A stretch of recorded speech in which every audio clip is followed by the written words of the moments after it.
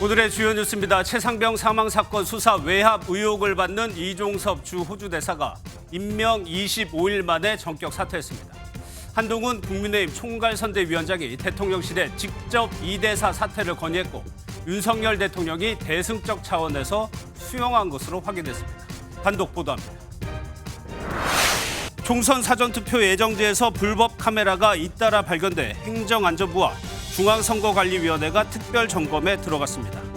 다수의 불법 카메라를 설치한 혐의로 체포된 40대 유튜버는 사전투표율 조작을 감시하려고 그랬다고 진술했습니다.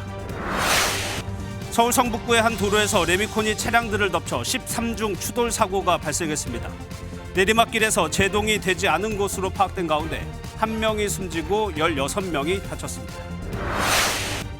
한덕수 국무총리가 빅5 병원장들과 처음으로 만나 대화체 구성에 도움을 요청했습니다. 이면택 의협회장 당선자는 대화 제안을 일축하면서 낙선운동 등 강경투쟁을 예고했습니다.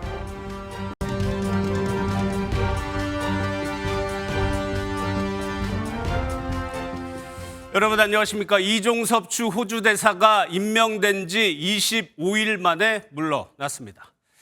이 대사가 외교부 장관에게 사의를 표명하는 형식이었지만 정치권의 관심은 이것이 어떤 과정을 통해 일어났는지에 쏠리고 있습니다. 임명권자의 대통령과 총선을 목전에 둔 국민의힘 그리고 그 중간에 있었던 이 대사. MBN 취재 결과 이 대사 사이는 한동훈 국민의힘 총괄선거대책위원장이 대통령실에 직접 요청한 것으로 확인됐습니다. 어려운 현재 국면에서 절박함이 작용했다는 설명입니다. 먼저 정태진 기자의 단독 보도 보시겠습니다. 임명 25일 만에 이종섭 주 호주 대사가 전격 사의를 표명했습니다. 한동훈 국민의힘 총괄선거대책위원장은 이 대사 사의 표명에 앞서 직접 대통령실에 이 대사가 사퇴해야 한다고 요청한 것으로 확인됐습니다. 이종섭 전 대사가 자진 사퇴했습니다. 저희는 여러분이 불편하시고 뭔가 좀 이상하다라고 느끼시면 합니다. 저는 다른 사람들 눈치 보지 않습니다. 그냥 합니다. 여권 고위 관계자는 MBN에 한동훈 위원장이 직접 대통령실에 이 대사의 사의를 건의했고 이 요청을 용산에서 수용한 것이라 밝혔습니다. 한 위원장은 이 대사 사의 표명에 앞서 이를 미리 인지하고 있던 것으로 확인됐습니다. 국민의힘 핵심 관계자도 한 위원장의 이 같은 건의는 어려운 국면인 만큼 절박함이 있었던 것이라며 얼마 남지 않은 총선에 긍정적으로 작용할 수 있을 것이라 밝혔습니다. MBN 뉴스 정태진입니다. 애초 한동훈 위원장은 이종섭 대사가 귀국했을 때 다 해결됐다고 말했습니다. 귀국 수준을 요구했던 한 위원장이 보신 것처럼 한 발 더 나가서 사퇴를 요구했습니다. 당정간 또 다른 갈등을 불러올 수 있는 뜨거운 감자였지만 윤석열 대통령은 다시 한번 대승적으로 사퇴 요구를 수용했다는 분석입니다. 이어서 전정인 기자입니다. 지난 17일 이종섭 주 호주 대사를 둘러싼 논란이 커지자 한동훈 국민의힘 총괄선대위원장은 이 대사의 귀국을 요구했습니다. 공수처는 즉각 소환을 통보해야 하고 이종섭 대사는 즉각 귀국해야 한다고 생각합니다. 대통령실은 국내에서 마냥 대기하는 것은 부적절하다고 자진 귀국서를 일축했지만 이 대사는 며칠 뒤 결국 스스로 들어왔습니다. 국민들께서 걱정하시는 부분이 있는 황상무 수석의 사퇴와 이종섭 대사의 귀국을 결국 요청했고 결국 그렇게 됐습니다. 이 대사의 거취를 두고 당정 갈등이 재점화되는 것 아니냐는 우려들이 나왔지만 윤 대통령의 결단으로 갈등은 봉합 수순을 밟았습니다. 하지만 이 대사 논란이 사그러들지 않자 한 위원장은 고심을 했고 결국 귀국에서 한 발 더 나아가 사퇴까지 대통령에게 직접 요구했습니다. 이에 윤 대통령은 다시 한번 여당의 요구를 전격 수용했습니다. 이 대사 사퇴 요구는 야당의 무리한 정치 공세라는 인식은 확고하지만 이 대사 문제를 풀지 않고는 총선이 매우 어렵다는 현실을 고려한 것으로 풀이됩니다. 국민의힘은 국민의 회초리를 겸허히 받아들였다며 공수처의 신속한 수사를 촉구한 반면 민주당은 울며 겨자 먹기식 사이일 뿐이라며 윤 대통령의 대국민 사과를 요구했습니다. MBN 뉴스 전정인입니다. 이종섭 대사는 임명을 받고 사의를 표명하기까지 25일 걸렸습니다. 공수처 조사와 호주 출국, 그리고 다시 귀국. 결국 한국에 돌아온 지 8일 만에 물러났습니다. 이 대사는 오늘 공수처 조사를 다시 한번 촉구했습니다. 그러면서 불법 정보 유출이 있었다면 책임을 묻겠다고 말했습니다. 강력한 대응은 물론 공격도 하겠다는 뜻으로 보입니다. 이혁재 기자가 보도합니다. 이종섭 주 호주 대사는 부임 후 11일 만에 방산협력 주요 공관장 회의 참석을 이유로 귀국했습니다. 호주 대사로서 해야 할 중요한 업무입니다. 그렇기 때문에 그 업무에 충실하도록 하겠습니다. 하지만 회의 참석은 명분이었고 도피성 출국이라는 비판을 잠재우기 위해 귀국한 것이라는 분석이 잇따랐습니다. 이를 의식한 듯 귀국하자마자 공수처의 빠른 소환을 촉구하기도 했습니다. 체류하는 기간 동안에 공수와 일정이 조율 잘 되어서 조사받을 수 있는 그런 기회가 있으면 좋겠다. 공관장 회의에 참석하는 일정 속에서도 변호인을 통해 공수처에 2번이나 더 신속한 소환을 공식적으로 요구했던 이 대사는 결국 오늘 사의를 표명했습니다. 대사직에 임명된 지 25일, 귀국한 지 8일 만입니다. 이 대사는 공수처 수사를 성실히 받기 위해 사의한 것이라며 서울에 남아 모든 절차에 끝까지 강력히 대응할 것이라고 밝혔습니다. 어디서 유출됐는지 그런 불법한 부분이 있으면 명백히 그 책임을 물어야 될 상황이라고 생각합니다. 이 대사가 사퇴 카드로 압박하고 나섰지만 공수처는 아직 소환 계획을 잡지 못한 상태입니다. 공수처는 이 대사의 사의 표명에도 달라진 게 없다며 특별한 입장을 내놓지 않았습니다. MBN 뉴스 이혁재입니다. 국민의힘은 당 스스로도 적극적으로 목소리를 내고 있습니다. 대통령실에 민심을 제대로 전달하지 못한 부분이 있었고 이제 바뀌겠다고 강조했습니다. 남은 총선 기간 당이 전국 운영의 주도권을 쥐겠다는 뜻으로 풀이됩니다. 이주율 기자입니다. 총선을 12일 앞두고 국민의힘이 당정 관계의 변화를 예고했습니다. 여당으로서 국민들께 부족했던 점들도 많이 있었습니다. 그리고 대통령실에 국민들의 민심을 제대로 전달하지 못했던 부분들도 있습니다. 이제 바뀌겠습니다.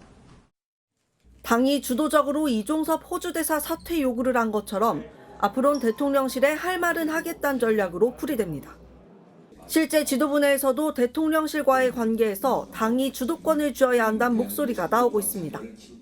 의대 정원 문제라든가 이종섭 무슨 문제 항상 기다리다가 이렇게 됐다. 기다리다 거의 망해지면 불이 한 80% 번지면 그때 한동훈 위원장이 좀 어렵게 국민의힘 핵심 관계자는 한동훈 위원장은 앞으로도 누구에게도 끌려다니지 않고 할 말을 할 것이라고 강조했습니다. 당 자체 판세 분석에서 우세나 경합을 보였던 다수 지역이 열세로 돌아선 것이 결정적 영향을 미친 것으로 보입니다. 당이 용산에 대해 제 역할을 할 테니 다시 한번 기회를 달라는 호소 전략도 병행하고 있습니다. 다만 당이 주도적인 역할로 의대 증원 문제를 비롯한 이슈를 풀어내지 못한다면 판세를 바꾸긴 쉽지 않을 거란 전망도 나옵니다. MBN 뉴스 이주일입니다. 이종섭 대사의 사퇴가 과연 여론의 변화를 가져올지도 궁금합니다. 대통령실 출입하는 이기종 기자 나와 있습니다. 어서 오세요. 예, 이 기자 정리를 하면은 한동훈 위원장이 사의를 건의했고 이 사의가 결국 받아들여졌다는 거잖아요. 네, 외교부는 이 대사의 강력한 사의 요구가 있었고 이를 대통령에게 보고해 수용하기로 했다고 밝혔습니다. 예. 사의 발표부터 수용까지 오늘 아침 속전속결로 이루어졌는데 임명권자인 대통령의 뜻 없이 진행되기는 어려운 일입니다. 이 과정에서 한동훈 위원장을 비롯한 여당의 건의가 있었다는 게 여권 고위 관계자의 설명입니다. 다만 한 위원장의 이 대사 사퇴 요구가 언제 어떤 식으로 대통령에게 전달됐는지는 확인되지 않았습니다. 예, 지금의 이 상황이 이 대사 귀국 방침이 알려졌을 때하고 상당히 비슷해 보이거든요. 네, 그렇습니다. 지난 20일 오전이었습니다. 이 대사가 총선 전에 귀국할 거란 소식이 한 보도를 통해 알려졌는데요. 거의 동시에 한 위원장이 현장에서 이렇게 말했습니다. 황상무 수석 문제라든가 이종섭 대사 문제 저희가 결국 오늘 다 해결됐다는 말씀을 드립니다. 언론 보도를 인용한 형식이었지만 사실상 당에서 발표를 주도하는 것 같은 모양새였습니다. 예, 그렇다면 대통령실은 어땠습니까? 이 대사 거취 문제 고심하고 있지 않았어요? 네, 맞습니다. 대통령실은 이 사안의 본질이 공수처의 부당한 출국 금지와 조사 지연, 수사 비밀 유출이라는 입장에는 변함이 없습니다. 하지만 이 대사의 귀국을 전후해 거취 문제를 두고는 고심해 왔습니다. 대통령실에서는 해임은 불가하지만 자진 사퇴 가능성은 있다는 얘기가 나왔죠. 결정적인 변수는 악화된 여론입니다. 대통령실 고위 관계자는 황상무 전 수석의 설화와 이종섭 대사 임명권이 터지면서 정권 심판론이 불붙었다면서 이를 조기에 진화했어야 했다고 말했습니다. 이 같은 위기감 속에 참모들 역시 자진 사퇴를 건의한 것으로 전해졌는데요. 법리를 넘어서는 인사 조치를 잘 하지 않는 대통령도 결국 이를 받아들인 것으로 보입니다. 예, 저희가 앞서 리포트에 전해드렸지만 결국 이번 결정은 당에서 주도를 했다고 얘기를 하는 거잖아요. 네, 그렇습니다. 총선을 지휘하는 한 위원장의 건의가 윤 대통령 결정의 결정적인 배경이 된 겁니다. 악재를 하나하나 풀어가는 과정을 한 위원장이 주도하게 된 거죠. 여권에서는 정권 심판 프레임에서 벗어나려면 이처럼 한 위원장이 이슈의 중심이 돼야 한다는 판단이 있는 것 같습니다. 대통령실은 별도의 공식 입장은 내지 않았는데요. 당의 요구를 대승적으로 받아들인 모양새를 취했습니다. 예, 그런데 이 기자 궁금한 건 이 부분입니다. 이종섭 대사의 사태가 여론을 반전시킬 수 있느냐거든요. 네, 여권은 정권 심판론이 강화되는 걸 막을 수 있을 거란 기대를 하고 있는 것 같습니다. 예. 하지만 너무 늦었다는 시각도 있습니다. 야당은 대통령의 사과를 요구하면서 이슈를 이어가고 있는 만큼 지켜봐야 할 것 같습니다. 예, 그런데 지금 일각에서는 사실 의대 정원 확대 규모 이거 협상 테이블에 올려야 된다 이런 목소리 많잖아요. 네, 그렇습니다. 2,000명 정원 확대 규모는 이미 끝난 얘기라는 게 대통령실의 확고한 입장입니다. 윤 대통령이 누차 강조한 개혁 이슈기 때문에 현재로서는 물러서기 쉽지 않아 보입니다. 대통령실에서는 이 대사 문제를 자진 사퇴로 수습했으니 의료개혁은 추진 동력이 생긴 것 아니냐는 얘기까지 나옵니다. 하지만 지역구에서 살얼음판 승부를 벌이는 여당 후보들의 목소리는 더 커질 수 있기 때문에 정부와 여당의 고심이 깊어질 것 같습니다. 알겠습니다. 잘 들었습니다. 이기종 기자였습니다. 오늘 발표된 여론조사도 살펴보겠습니다. 국민의힘과 더불어민주당의 격차는 8%포인트로 지난주보다 더 벌어졌고 조국혁신당은 지지율 10%의 벽을 뚫었습니다. 먼저 서영수 기자가 전국 단위 조사 내용을 전해드리겠습니다. 현재 지지하는 정당이 어디인지 물었습니다. 국민의힘 37%, 더불어민주당이 29%, 12%를 기록한 조국혁신당 순이었습니다. 지지하는 정당이 없는 무당층은 17%였습니다. 직전 조사와 비교하면 국민의힘과 더불어민주당의 격차가 벌어졌는데 황상무 수석 사퇴 등으로 여권 내 리스크가 해소되면서 지지층 결집으로 이어지고 있다는 분석입니다. 최근에 불거졌던 여러 가지 악재들이 어찌됐든 하나씩 해결이 돼가는 과정이잖아요. 국민의힘 쪽에서는 위기감이 고조되면서 또 재결집하는 것. 민주당이 주춤하는 사이 조국혁신당은 지지율 상승세를 이어가며 10%의 벽까지 뚫었습니다. 비례대표 투표에서 어느 정당을 뽑겠는지 묻자 더불어민주연합과 같은 22%가 조국혁신당이라고 답했습니다. 지지 정당별로 보면 더불어민주당 지지층의 36%가 조국혁신당을 찍겠다고 답한 것으로 나타나 민주당 측 표심을 흡수한 모습을 보였습니다. 다만 더불어민주연합과 조국혁신당을 합친 범야권 지지율과 국민의 미래와의 차이는 직전 15%포인트에서 10%포인트로 줄었습니다. 정부에 대한 지원론과 견제론 중에서는 여전히 견제론이 우세한 것으로 나타났습니다. 윤석열 대통령의 직무 수행에 대해서는 직전 조사 때와 마찬가지로 긍정평가가 34%, 부정평가는 58%였습니다. MBN 뉴스 서영수입니다. 총선 빅데이터 톡톡 시간입니다. 46대 22, 오늘 발표된 여론조사 결과 대전과 세종, 충청 지역의 민심입니다. 국민의힘이 민주당 지지율을 2배 차이로 앞서고 있는데요. 이 숫자 불과 일주일 전에는 정반대였습니다. 이 스윙 보터라는 이름에 걸맞게 중원 민심 지난 한 달 사이에만 말 그대로 출렁이고 있습니다. 이 때문에 일찌감치 양당 대표, 민심 바로미터인 이 지역 집중 공략에 나섰습니다. 한동훈 위원장은 어릴 적 충청인으로 살았다. 이재명 대표는 처가가 충주라는 점을 강조하고 있죠.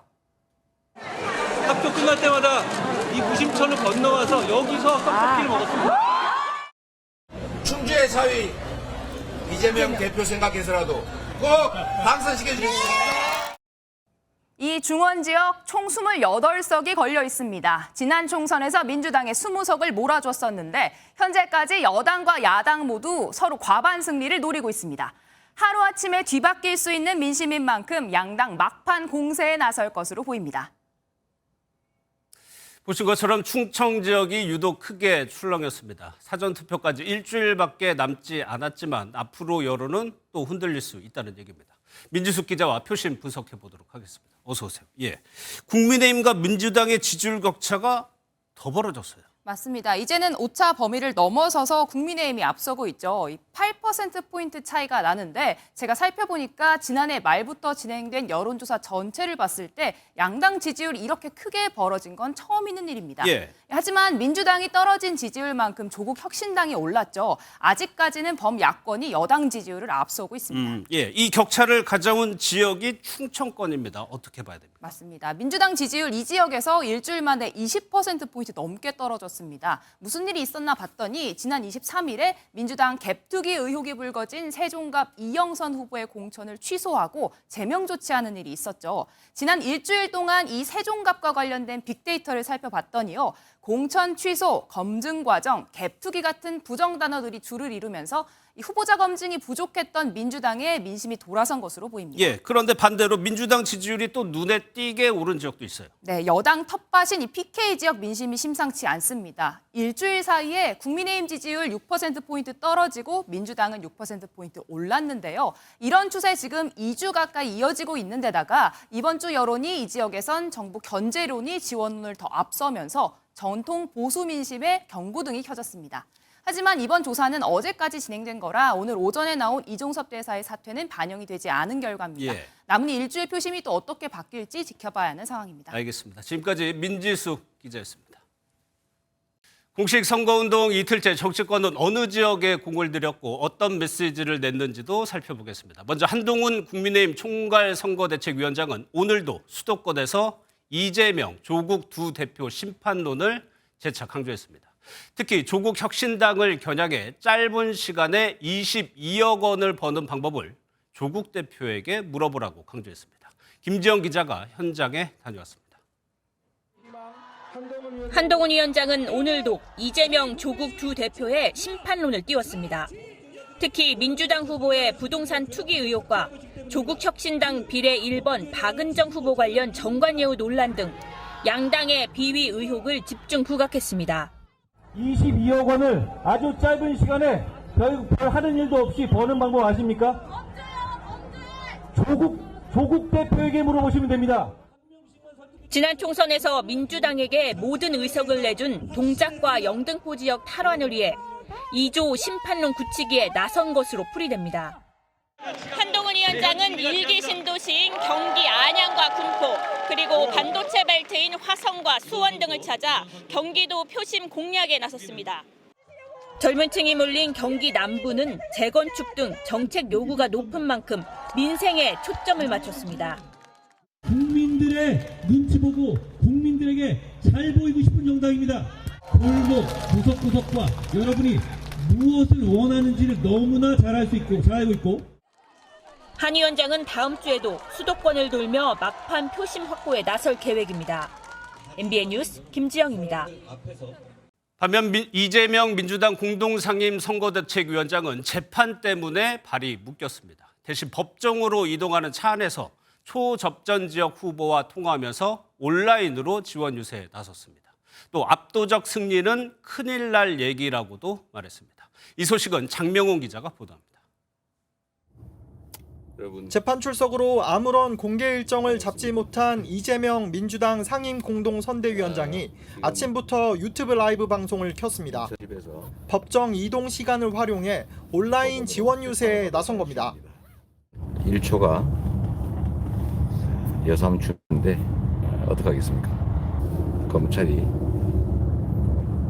이 정권이 바라는 바일 테니까 할 수 없죠. 우리 박빙 지역에서 고생하는 분들 원격 지원을 좀 하겠습니다. 이 위원장은 야권 험지로 꼽히는 송파을 송기호 후보와 직접 통화하며 지지자들에게 한 표 한 표가 절실하다고 호소했습니다. 과반을 넘는 압도적 승리 전망에 대해선 큰일 날 얘기라며 민주개혁 진영의 방심을 노린 것이라고 경계했습니다. 재판 출석에 앞서선 정권 심판론을 한껏 끌어올렸습니다. 이거 자체가 아마 검찰 독재 국가에 정치 검찰이 노린 결과 아니겠는가 생각합니다. 4월 10일 정권의 이 폭주를 퇴행을 심판해 주실 것으로. 재판이 끝난 직후에는 곧장 자신의 지역구인 인천 계양을로 이동했습니다. 이 위원장은 내일 송파를 시작으로 광진과 용산, 마포 등 한강 벨트를 순회하며 격전지 표심 잡기에 나설 예정입니다. MBN 뉴스 장명훈입니다.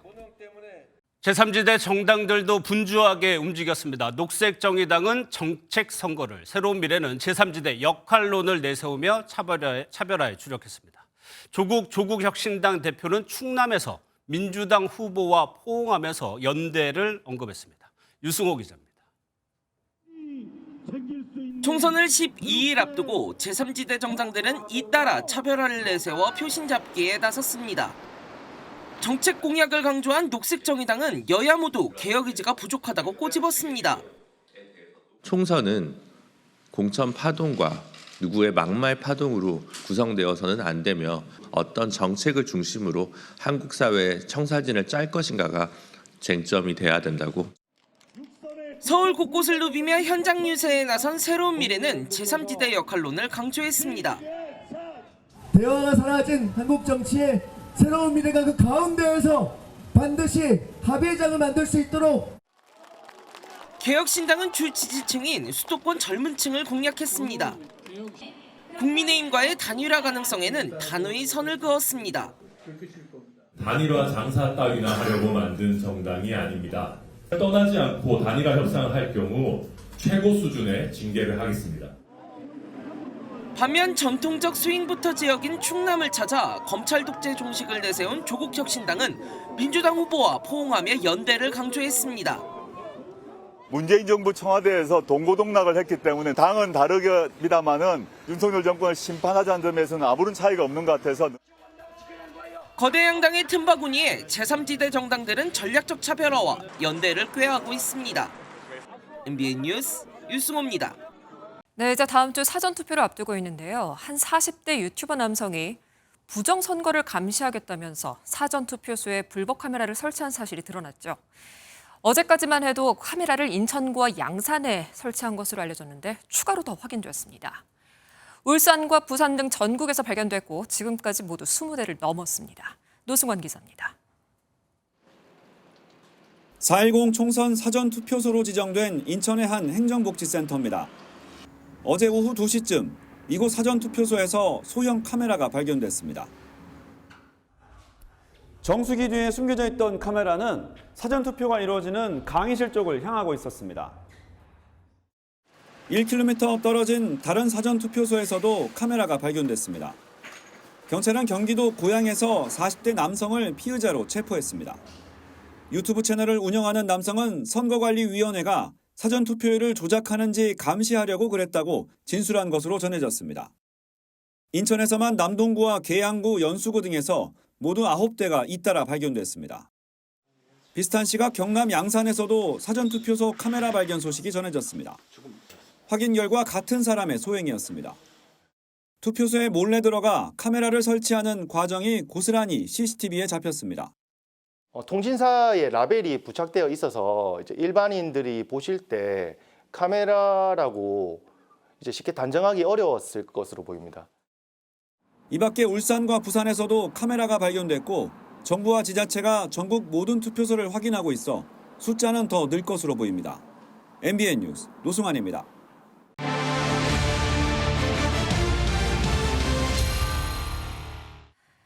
이번 총선의 격전지를 들여다보는 순서, 오늘은 서울 중구 성동을로 가보겠습니다. 이곳은 서울의 대표적인 스윙보터 지역으로 부동층 표심의 승패가 달려 있습니다. 재선을 노리고 있는 민주당 박성준 의원, 그리고 3선의 국민의힘 이해훈 전 의원이 맞붙을 중구 성동을 분위기 어떤지 살펴보도록 하겠습니다. 강영우 기자입니다. 지리적으로 서울의 정중앙에 위치한 중구 성동을은 선거에서도 스윙보터 역할을 해왔습니다. 중구와 성동불부가 통합된 뒤 치러진 두 번의 선거에서 주민들은 근소한 차이로 여야에 한 번씩 손을 들어줬는데요. 어느 때보다 뜨거운 이번 선거에서 표심은 누구를 향하게 될까요? 유권자들은 어려운 경기와 지역 개발 문제를 최대 현안으로 꼽았습니다. 전기세고 뭐고 뭐 공과금이 많이 올라갔잖아요. 그런 것 좀 조금 많이 내려갔으면. 오래된 주민들이 사는 인구가 많은 지역이에요. 그렇기 때문에 건물의 노후와 낙후된 구도심과 대규모 아파트 단지가 혼재된 지역 특성상 후보들은 부동산 민심 잡기에 사활을 걸었습니다. 박성준 민주당 후보는 재건축 초과이익 환수세율 완화를 통한 재개발 촉진과 함께 실거주자를 위한 종합부동산세 기준 완화를 내세웠습니다. 종합부동산세 대상에서는 초고가 주택을 제외한 1가구 1주택자의 대상 기준을 공시지가 기준으로 16억 원까지 완화하려고 합니다. 이해훈 국민의힘 후보는 서초갑 의원 시절 반포동 재개발 등을 이끌었던 경험을 어필하며 단지 맞춤형 재개발 추진을 공언했습니다. 어떤 곳은 용적률을 올려야 되고 어떤 곳은 고도 제한을 풀어야 되고 어떤 곳은 신속 처리를 해드려야 되고 각자 원하시는 대로 단지 맞춤형으로 신속하게 해드리겠습니다. 최근 여론조사에선 박성준 후보가 오차범위 밖에서 앞선 가운데 각각 당 대변인 3선 의원으로 쌓은 인지도 경쟁 역시 표심을 좌우할 변수가 될 전망입니다. MBN 뉴스 강영우입니다. 오고 가는 언제 매일 여의도는 전쟁 중 Talk to me. 네, 국회 출입하는 표선우 기자 나와 있습니다. 어서 오세요. 예, 첫 번째 소식 한번 보도록 하겠습니다. 국민의힘 이수정 후보 아니에요? 네, 맞습니다. 경기 수원정 출마하는 국민의힘 이수정 후보가 쏘아올린 대파값 논란 기억하실 겁니다. 대통령의 875원은 한 뿌리를 말한 것이라며 옹호에 나섰다가 오히려 역풍 맞았죠. 이 후보 논란을 종식하기 위해 SNS에 대파값 영상을 올렸다가 삭제하기도 했는데요. 오늘 제가 아주 대파 격파합니다. 두 단 사니까 5,000원밖에 안 합니다. 5,000원에 15뿌리, 한 뿌리에 얼마일까요? 결국 오늘 고개를 숙였습니다. 잠시 이성을 잃고 실수했다고요.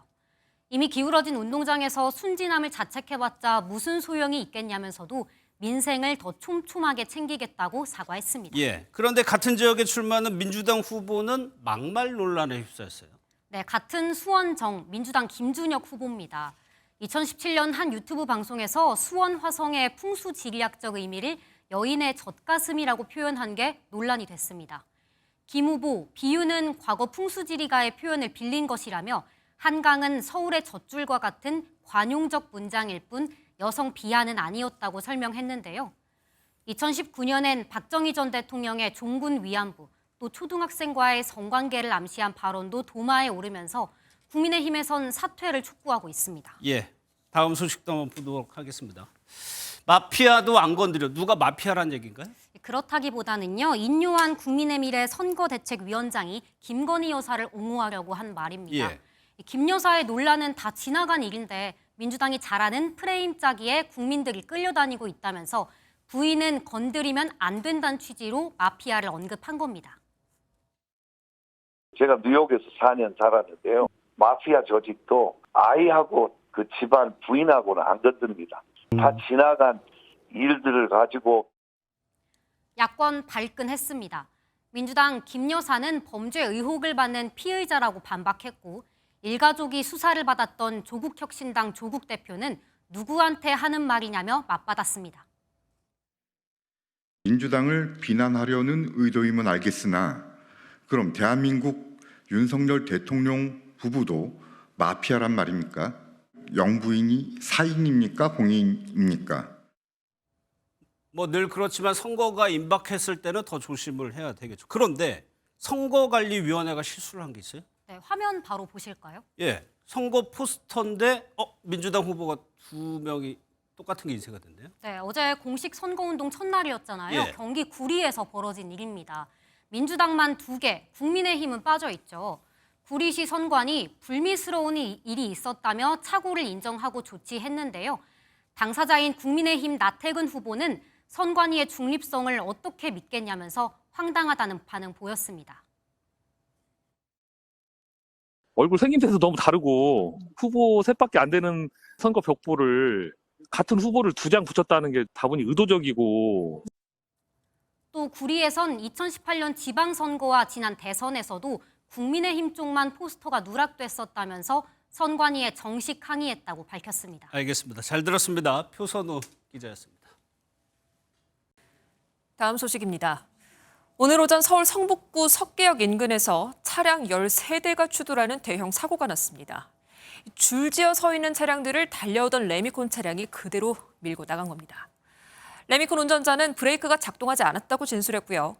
이 사고로 16명이 다치고 50대 가장 1명이 숨졌습니다. 심동욱 기자입니다. 빠르게 달려오던 레미콘 차량이 속도를 줄이지 않은 채 멈춰서 있던 차량들을 향해 돌진합니다. 굉음을 내며 차량을 잇따라 들이받더니 자욱한 연기와 함께 넘어집니다. 오늘 오전 9시 20분쯤 서울 석관동에서 50대 운전자 A씨가 몰던 레미콘 차량이 13중 추돌 사고를 냈습니다. 갑자기 우르릉쾅 소리가 나더라고요. 비가 와가지고 천둥이 치는 줄 알았는데 백밀러로 뒤편을 보니까 덤프가 밀고 나오는 걸 보게 됐죠. 사고가 난 현장입니다. 사고 차량은 형체를 알아볼 수 없을 정도로 찌그러져 있고 파편들이 여기저기 흩어져 있습니다. 이 사고로 17명이 다쳐 5명이 병원으로 옮겨졌는데 육가공 업체의 배송을 담당하던 50대 남성 1명이 결국 숨졌습니다. 이 남성은 2가지 일을 병행하며 치매 노모를 모셨던 것으로 알려져 주변에 안타까움을 더했습니다. 되게 성실하신 분이시고요. 치매에 걸리신 노모랑 같이 사신다는 거 투자를 하시는데 그중에 이제 자매 저희 회사에서 일을 하시는 거고. 사고를 낸 A씨는 경찰 조사에서 레미콘 차량 브레이크가 작동하지 않았다고 진술한 것으로 확인됐습니다. 경찰은 A씨를 입건하고 블랙박스와 CCTV 분석 등을 통해 정확한 사고 원인을 파악할 방침입니다. MBN 뉴스 심동욱입니다. 경기 의정부의 한 주유소에서 주유소 직원이 갑자기 자기 몸에 스스로 기름을 뿌리고 불까지 붙이는 일이 벌어졌습니다. 분신하기 직전 경찰에 대마를 했다고 스스로 신고했다고 하는데요.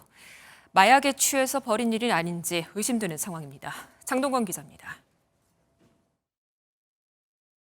두 남성이 차량에 탑승하더니 주유소 앞에 주차합니다. 차에서 내린 반바지 차림의 남성은 어지러운 듯 바닥에 주저앉고 갑자기 주유기를 꺼내 자신의 몸과 바닥에 휘발유를 뿌립니다. 이후 사무실에서 나오던 남성의 몸에 갑자기 시뻘건 불길이 치솟고 바닥에 뿌려둔 기름 위로 달려가면서 불길이 더 커집니다. 이 주유소의 직원인 30대 남성 A씨가 자신의 몸에 기름을 뿌리고 불을 낸 겁니다. 소방관들 왔다 갔다 하더라고요. 지휘차가 그거 하고 많이 왔더라고. A씨는 불이 나기 전 경찰에 지인이 건넨 대마를 했다고 스스로 신고한 것으로 전해졌습니다. 지인 B씨는 현장에서 도주했는데 경찰은 40분 만에 서울 도봉구의 한 도로에서 B씨의 차량을 발견했습니다. 피의자가 혐의를 부인하였으나 차량 안에서 대마가 발견되어 검거하게 되었습니다. B씨는 간이시약 검사에서 대마와 필로폰 등 3종류의 마약 성분이 검출됐습니다. 경찰은 B씨의 마약 입수 경로와 투약 행위를 조사하는 한편 병원에서 치료 중인 A씨에 대해서도 마약 투약 여부를 검사할 계획입니다. MBN 뉴스 장동건입니다. 마약 투약 혐의를 받는 국가대표 출신 전 프로야구 선수인 오재원 씨가 구속 상태로 검찰에 넘겨졌습니다. 오 씨는 마약 혐의에 이어서 여성 폭행 그리고 수면제 대리 처방 혐의도 받고 있습니다. 최민성 기자입니다. 모자와 마스크로 얼굴을 가린 야구 국가대표 출신 오재원 씨가 경찰과 함께 차량에 탑승합니다. 마약 투약 혐의로 검찰에 넘겨진 건데 취재진의 질문에는 묵묵부답이었습니다. 현역 때도 마약 투약하셨나요? 선수들한테 대리처럼 하신 거 맞습니까? 오 씨는 지난 10일 함께했던 여성의 신고로 마약 혐의 조사를 받았지만 마약 간이시약 검사에서 음성이 나와 귀가 조치됐습니다. 하지만 지난 19일 마약 투약 단서를 확인한 경찰에 다시 체포됐고 이틀 뒤 구속됐습니다. 오 씨는 자신을 신고한 여성을 폭행하고 야구 아카데미 학부모에게 수면제 대리 처방을 요구한 혐의도 받습니다. 경찰 관계자는 오 씨가 혐의에 대해 일부 시인하는 상황이라고 밝혔습니다. 오 씨가 전현직 동료 선수에게도 대리 처방을 부탁했다는 의혹이 전해지기도 했습니다. 경찰은 오 씨에게 대리 처방을 해주거나 도와준 혐의를 받는 주변인 등에 대해 수사를 이어나갈 방침입니다. MBN 뉴스 최민성입니다. 외교부가 오늘 30년 전 외교 문서를 공개했는데요. 지난 1988년 전두환 전 대통령이 퇴임 직후 미국을 방문한 자리에서 5.18 민주화 운동을 무장 세력의 난동이라는 취지로 발언한 사실이 드러났습니다. 김세희 기자입니다. 지난 1988년 전두환 전 대통령은 퇴임 직후 미국을 방문했습니다. 외교부가 공개한 비밀해제 외교 문서를 보면 뉴욕에서 미국 외교협회 행사에 참석한 전 씨는 5.18 민주화 운동에 대한 질문을 받았습니다. 광주 사태에 대한 사과 의향이 있는지 묻는 질문에 전 씨는 만일 뉴욕에서 무기와 수류탄을 가진 사람들이 혼란을 일으키는 난동을 벌일 때 이를 민주인사로 볼지 범법자로 볼지 묻고 싶다고 답변했습니다. 다만 전 씨는 대통령에 취임한 후 그 사태의 상처를 치유하기 위해 최대한의 노력을 해왔다고도 답했습니다. 광주 사태는 우리 근세사에 있어서 가장 불행한 일이었던 것입니다. 만족스러운 해결을 하지 못해서 대단히 유감스럽게 생각을 하고 있습니다. 전 씨는 퇴임 후 자신의 역할에 대해 자신이 우리나라에서 헌법을 준수하고 평화적으로 퇴임한 최초의 대통령이라고도 말했습니다. 한편 전 씨의 방문을 위해 한국 측에서 방탄 리무진 차량을 요청했으나 미 국무부는 안전 위협이 없다는 점과 관련 내규를 고려해 제공할 수 없다고 밝혀 무산된 것으로 나타났습니다. MBN 뉴스 김세희입니다. 의료계 소식입니다. 한덕수 국무총리가 오늘 국내 빅5 대학병원장들을 만나서 정부와 의료계가 대화할 수 있도록 도와달라고 요청했습니다. 반면 임현택 대한의사협회장 당선인은 정부의 조건 없는 대화 제안을 일축하면서 정치권을 겨냥한 낙선 운동까지 예고했습니다. 먼저 안병수 기자입니다. 이번 의료대란 사태 이후 처음으로 한덕수 국무총리와 빅5 병원장들이 만나 대응책을 논의했습니다. 전공의 비중이 약 40%인 빅5 병원은 하루 10억 원 이상의 적자 등 경영난에 내몰린 상황. 이에 한 총리는 의료계의 대화 협의체 구성에 병원장이 나서줄 것을 당부했습니다. 최일선에서 전공의 및 교수님들과 늘 함께하고 계시는 병원장님들께서 대화체 구성의 역할을. 전공의 수련 국가 책임제와 책임보험 공제료 50% 국비 지원 등 전공의 지원 대책을 대화 협의체와 함께 논의하겠다는 방침입니다. 하지만 의사단체는 정치 발언까지 내놓으며 한층 수위 높은 대정부 공세를 이어갔습니다. 임현택 의협회장 당선인은 기자회견을 자처해 낙선운동을 하겠다고 경고했습니다. 일종의 이제 낙선운동이 되겠죠. 우리가 진료 현장에서 만나는 그 국민들한테 이 사람은 의사들이 생명을 구하는데 굉장히 그동안 힘들게 했던 분들입니다. 또 정부가 국민들의 생명을 담보로 러시안 룰렛을 하고 있다며 의대 증원 철회 없이는 대화도 없다는 입장을 재확인했습니다. 조건 없는 대화라는 건 일고의 가치도 없습니다. 논평할 가치도 없습니다. 임 당선인의 공약이던 의사 총파업 계획은 모레 시도의사회장과 의협 비대위 회의를 거쳐 윤곽이 나올 전망입니다. MBN 뉴스 안병수입니다. 네, 의대 교수들의 사직서 제출이 계속되고 있습니다만 현장에는 환자들 곁에 남겠다는 교수들도 적지 않습니다. 빅5 대학병원 소속 의대 중에도 절반 가까운 인원은 아직 사직서를 내지 않았다고 합니다. 신영수 기자입니다. 빅5 병원에 속한 의대 교수 약 5,100명 중 사직서를 제출한 인원은 60%인 약 3,000명입니다.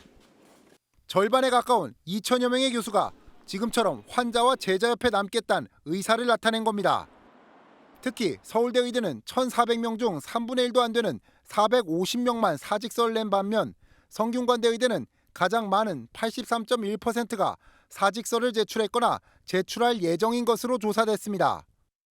다만 병원에 남아있는 교수들도 진짜 의료대라는 오지 않았다며 정부의 양보를 촉구했습니다. 날마다 당직 써야죠. 그 다음날 진료에 지장 있죠. 이게 이제 뭐 한두 주가 아니라 벌써 한 달 열흘 이제 그러고 있으니까 4월을 넘어가면 그 면허 정지, 면허 취소와 상관없이 전공의들은 그 1년을 더 쉬어야 됩니다. 그때는 뭐 걷잡을 수 없죠. 정부는 필수 의료 관련 추가 조치를 연이어 내놓으며 의료계를 달래고 있습니다. 이번엔 난도가 높고 위험 부담이 큰 유아 수술에 대한 보상 적용 범위와 금액을 대폭 확대했습니다. 이른둥이에게 필요한 고위험 고난이도 수술인 동맥관 개존증 폐쇄술이 시행될 경우 총 수술 수가가 기존 711만 원에서 1,769만 원으로 약 2.5배. 다만 의료계에서는 정부의 이 같은 조치가 의대 증원 전에 나왔어야 했다며 순서가 바뀌었다는 지적도 나오고 있습니다. MBN 뉴스 신용수입니다. 예고됐던 대로 오늘 전국이 최악의 황사로 뒤덮였습니다. 이렇게 뿌연 하늘을 보면 숨을 쉬어도 되는 건가 싶었고요. 황사 섞인 흙비까지 내리면서 엎친 데 덮친 격이었습니다. 강한 황사는 내일도 이어진다니까요. 주말에는 가급적이면 실내 활동을 하시는 게 좋겠습니다. 김민수 기자입니다. 황사가 습격한 도심이 온통 안개 속입니다. 희뿌연 황사가 덮친 풍경은 한강변에 탁 트인 곳에서도 선명하지 않습니다. 황사가 덮친 서울의 도심은 하루 종일 흐릿합니다. 63빌딩을 비롯한 고층 건물들이 한낮에도 윤곽만 보입니다. 산책을 하는 시민들은 답답함을 호소합니다.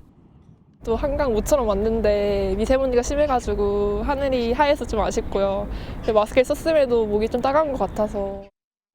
오전에 내린 비는 황사와 섞여서 말 그대로 흙비가 됐습니다. 비가 그치자 흙비를 맞은 차량엔 빗물 속에 녹아있던 황사가 그대로 드러납니다.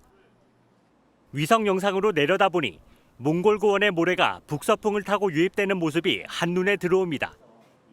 어젯밤 늦게 한반도에 접근했던 황사는 오늘 새벽부터 중부지방을 중심으로 기승을 부리기 시작했습니다. 오늘 낮 12시까지 서울과 경기, 인천, 충청, 강원에 황사 위기경보 주의 단계가 발령됐습니다.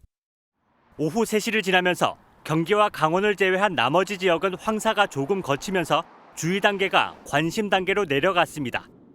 30일은 잔류 황사와 최근 발원된 황사가 유입되어 정 권역이 나쁨 수준을 보이겠으며 일부 중부 내력은 일시적으로 매우 나쁜 수준이 나타나겠습니다. 국립환경과학원은 황사가 주말까지 이어지다가 일요일 오후쯤부터 점차 해소될 것으로 전망했습니다. MBN 뉴스 김민수입니다. 우리나라에선 대통령 풍자 코미디가 드뭅니다만 미국에선 가장 흔한 풍자 대상이 바로 대통령입니다. 지금 바이든 대 트럼프 대결 구도가 초박빙이라서 풍자도 거침없이 쏟아지고 있는데요. 최희지 기자가 전해드리겠습니다. 바이든 대통령처럼 분장한 배우가 강렬한 추임새로 연설을 시작합니다. 과하게 격앙된 목소리와 불필요하게 과격한 몸짓이 계속되며 웃음을 자아냅니다.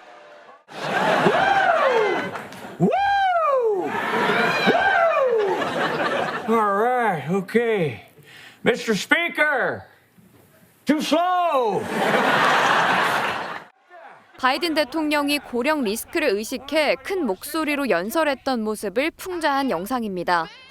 6천억 원이 넘는 벌금 납부를 위해 운동화 판매까지 나선 트럼프 전 대통령을 비꼬는 영상도 있습니다. So you're saying these Trump shoes made you good at basketball? No, they give me the power to say I'm good at basketball. 미국에서 정치 풍자는 권력 견제의 수단입니다. 그래서인지 선거 열기가 높아질수록 조롱 수위도 세집니다. 이 흐름에 바이든 대통령과 트럼프 전 대통령의 재대결도 한몫해 조회수가 수백만 회에 달할 정도로 다양한 연령층에서 소비합니다. 하지만 과격한 풍자가 갈등도 유발합니다. 미국의 개그맨 지미 키멀이 오스카 시상식 진행 중 공화당 의원을 풍자하자 트럼프 대통령은 그를 최악의 진행자라며 비난했습니다. 그러자 진행자는 트럼프 대통령이 기소된 사실을 꼬집으며 아직 감옥에 갈 시간이 되지 않았냐라고 웅수하는 등 썰전이 오고 갔습니다. 그러나 대체적으로 정치인들은 패러디를 반기는 분위기입니다. 때론 자학 개그나 셀프 패러디로 승화하며 웃음을 이끌어내기도 합니다. I want to make clear I wasn't there at the 100. 셀프 패러디로 웃음을 유발해 대중과 더 가까워지는 긍정적 효과를 내기 때문입니다. 선거철은 정치 패러디의 호황기로 불리는 만큼 연말 미국 대선까지 정치 풍자 역시 본물이 터질 것으로 예상됩니다. MBN 뉴스 최희지입니다. 이스라엘과 하마스의 길어지는 전쟁에 양측의 성범죄 실상이 낱낱이 드러나고 있습니다. 민간인 여성의 속옷으로 장난을 치는가 하면 성폭력 증언도 잇따르고 있는데요. 여기에 아이들은 굶어서 사망하고 있고 이 끔찍한 민간인 피해가 언제쯤 그칠지 기약이 없는 상황입니다. 이교욱 기자입니다. 이스라엘 군인이 가자지구 팔레스타인인 집에서 여성 속옷을 가지고 장난을 칩니다. 마네킹으로 외설적 행동을 하기도 합니다. Guys, thank you Hashem. I found a beautiful wife. Serious relationship in Gaza. A great woman. 죄 없는 민간인 고통은 안중에도 없습니다. 여기에 더해 하마스는 인질 대상으로 성범죄를 했다는 증언과 증거가 잇따르고 있습니다. We found clear and convincing information that sexual violence, including rape, sexualized torture, and cruel, inhuman, and degrading treatment have been committed against hostages. 배고파 죽는 일도 심각합니다. 가자지구 인구의 절반 이상이 최근 30일 동안 10끼도 채 먹지 못한 것으로 조사됐는데 특히 영양실조로 죽는 아이들이 늘고 있습니다. يعني فيك تقول إنه الفئة العمرية لا تتناسب مع الوزن. الحالة اللي أنا استقبلتها الآن عمرها شهرين. 반년 가까이 이어진 전쟁에서 나온 희생자는 2만 3천 명에 육박합니다. 갈수록 상황이 악화하자 유엔은 즉각 휴전을 결의하고 국제사법재판소는 식량 지원을 명령했습니다. 하지만 강제성 없는 공연불만 늘어놓는 사이 전쟁 약자들의 고통은 커지고 있습니다. MBN 뉴스 이교욱입니다.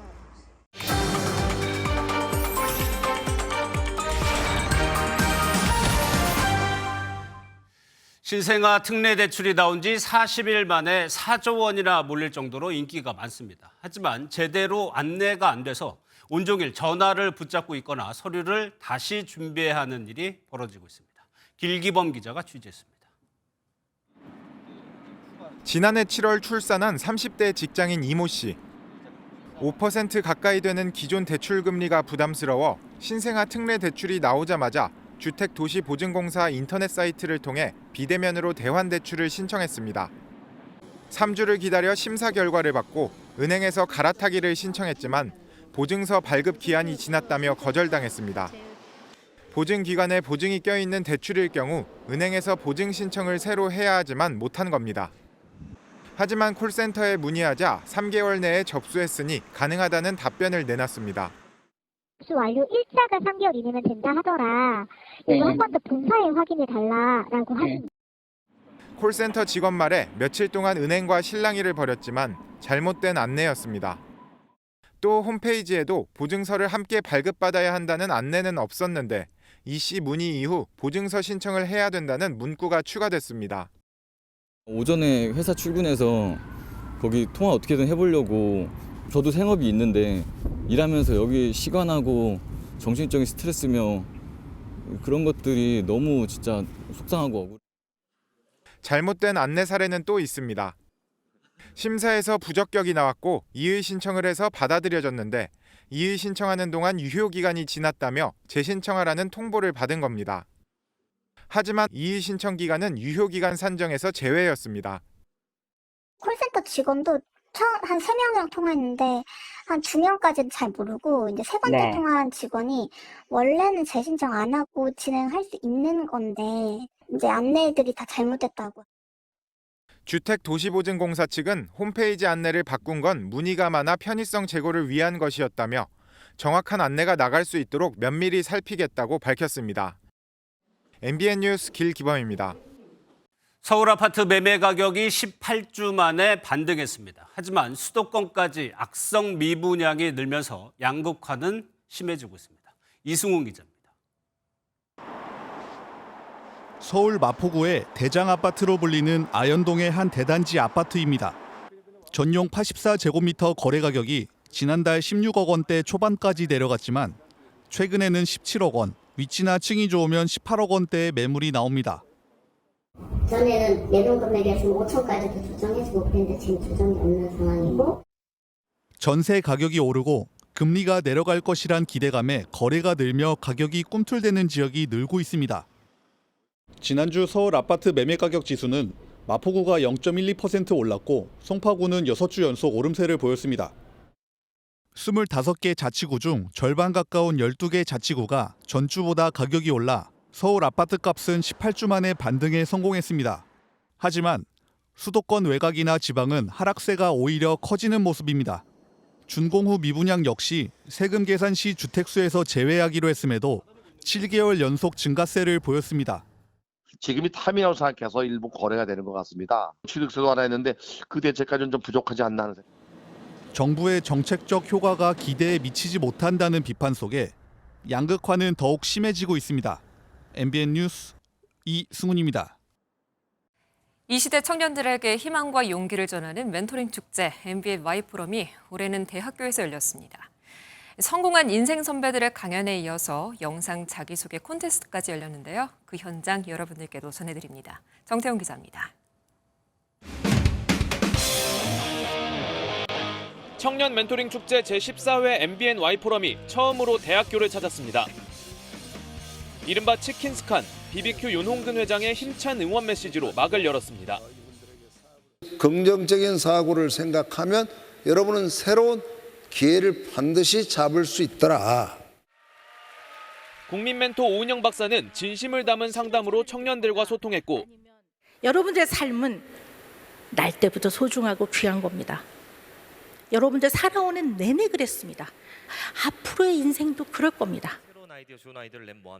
충주맨 김선태 주무관은 재치 있는 입담으로 행사장을 웃음바다로 만들었습니다. 아니 저는 무조건 성공할 줄 알고 고민 끝에 만든 포스터인데 못 올리게 하시니까 주말에 몰래 올렸어요. 역대급 연사진으로 행사장 객석은 빈자리를 찾아볼 수 없었습니다. 너무 재미있었어요. 저는 어떤 분야에서 좀 성공을 이룰 수 있을지 좀 진지하게 고민해볼 수 있는 시간이었습니다.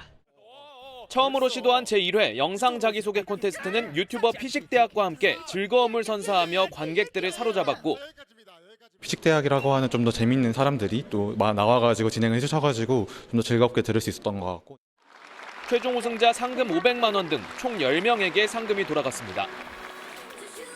걸그룹 오마이걸의 축하 무대로 끝난 이번 Y포럼은 1,400여 석의 관객석을 가득 메우며 성공적으로 막을 내렸습니다. MBN 뉴스 정태웅입니다. 2021년 더불어민주당 전당대회 돈봉투 사건의 정점으로 지목돼 구속 상태로 재판을 받고 있는 송영길 소나무당 대표의 보석 청구가 오늘 기각됐습니다. 송 대표는 총선을 위해서 불구속 재판을 받게 해달라고 요청했지만 서울중앙지법은 혐의가 무겁고 증거인멸 우려가 있다는 이유 등으로 이를 받아들이지 않았습니다.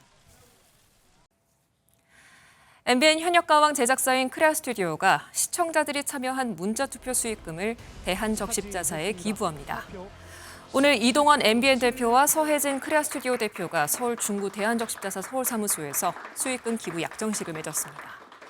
크레아스튜디오 측은 이번 기부금이 자체 최고 시청률 17.3%를 기록한 현역가왕 결승전의 시청자 문자투표 수익금으로 다음 달 2일 한일 가왕전을 앞두고 KT롯의 성공적인 세계 진출을 바라는 시청자들의 마음을 전달하는 의미라고 설명했습니다.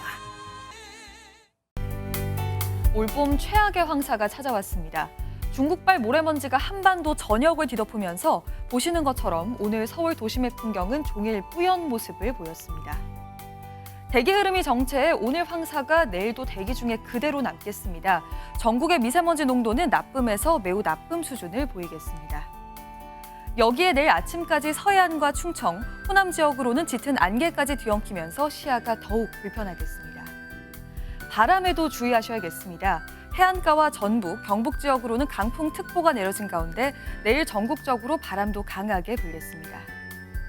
황사만 아니라면 내일도 하늘은 맑게 드러나겠고요. 새벽 한때 남부지방으로는 약하게 비 내리는 곳이 있겠습니다.